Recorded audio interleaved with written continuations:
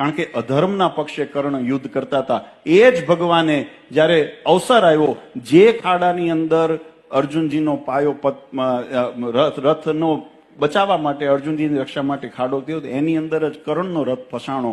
અને એ રથની અંદર જ્યારે કર્ણનો રથ ફસાણો, કર્ણ જ્યારે એમાંથી રથનું પૈડું બહાર કાઢવા માટે હેઠ્યો થયો, ત્યારે એ જ ભગવાન કૃષ્ણચંદ્રે આદેશ કર્યો અર્જુનને કે આ લક્ષ્યને વિંધી નાખ.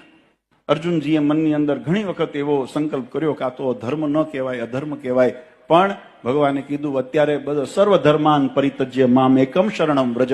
અત્યારે બધા વિચાર બધાનો ત્યાગ કરી દે અને હું કહું એટલું કર, કારણ કે અંતે તો એનો અસુર છે, આસુરી વૃત્તિ છે અને અધર્મનો પક્ષ છે.